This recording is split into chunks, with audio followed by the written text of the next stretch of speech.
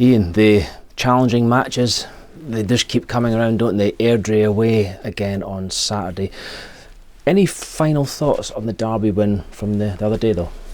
Just it's a good win. We felt that immediately after the game. Any win in this league is difficult, but going to East End Park again for the third time this season in all competitions and getting the results is brilliant. The players deserve a lot of credit. It was a really tough game, really end-to-end game, really good game actually. I felt as well from both sides. So we were delighted to be on the right side of the scoreline. I think over the piece of the game we deserved it. We showed a real huge amount of character within the game, and our work rate was excellent. Really high level work rate, which got us the win. As you hinted at there, possibly the best performance in the Derby from both teams there. Great preparation for Saturday away to Airdrie, who had a great result against Inverness and who we know are no pushovers. Yeah, Airdrie have done really well. Their first season in the Championship for a number of years, and they've got some really good players, good young manager as well. They have a great result against Inverness. I think that's the second time they've beaten them at home this season. Their home record's very impressive as well. So we know on Saturday it's going to be a really tough game. We know that we can't go there and think it's not going to be anything but that, and I'm sure our players appreciate that and realise that. I certainly do. I know how good a football club Airdrie is as well inside the place, but we go there with one aim, and the aim is to win. Picking out some performances from recent weeks, there was several outstanding displays at East End Park, Captain Scott Brown, Dylan Easton and so on, but Josh Mullen, after being on the bench against Arbroath, really rode back into action with great energy, great crossing. Yeah, two excellent set play deliveries from Josh. We all know he can do that. He done it against us last season to very high effect as well. I think the whole squad deserves a lot of credit from the way that they've managed to get through a really tough December. It was really hard. A lot of away games probably from mid-November until now, and now we're going to our second one inside the space of 4 or 5 days.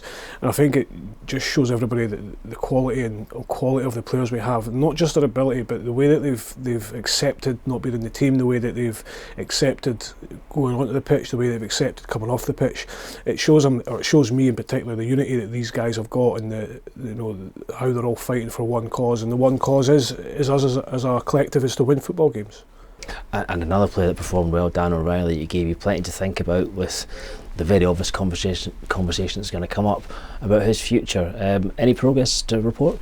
No, we've not spoke to Dan, but again, I think people, it can be a little bit presumptuous in terms of if Dan can turn around and say and go elsewhere. That's the bottom line as well. It's not all in the football club's favour, I'm afraid, and that was the gamble both of us took. We needed short-term cover, and Dan was delighted to come here. We were delighted to get him, but he put himself in the shop window, and he's certainly done himself no harm at all on that side of it as well.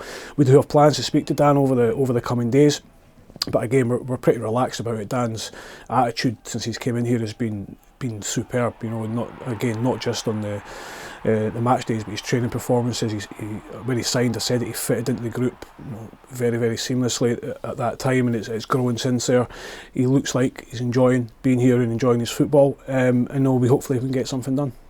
Another group of people that are enjoying the football at the moment are the fans. It becomes almost like a mantra, a trope, if you like, that we always reference it. But again, huge response and a great reception from the fans throughout Dunfermline. Absolutely, fantastic away support. I know it's not too far to travel, but it's a very tough time of year, and we've had a lot of away games, like I said, from November onwards, and probably a lot of these people have been at all of them, which is a tremendous effort, and it's a huge ask as well, and their backing is completely appreciated by the players and the staff. I think we saw that when after the game, when we're all going over to them and we're all celebrating together, as we should be, because they help us get over the line numerous times this season in games, and I think we're repaying them, a little bit as well. We know there's a long way to go in this season. We know we've got a really busy time coming up again. We've got tough league games. We've got a Scottish Cup game.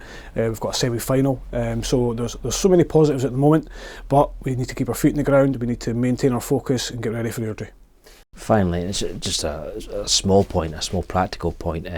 Training today, obviously after the Derby, was it an intense session or was it a bit lighter given the workload that they've had in recent weeks? Yeah, it was pretty light. We have to, in our world, it's a Monday really. The 2 days after the game, so we have to take care of the players that have played. Also top up the boys that needed a bit more minutes in their legs, and also the guys' bumps and bruises. We have to try and nurse them a little bit as well. So, kind of 3 groups today.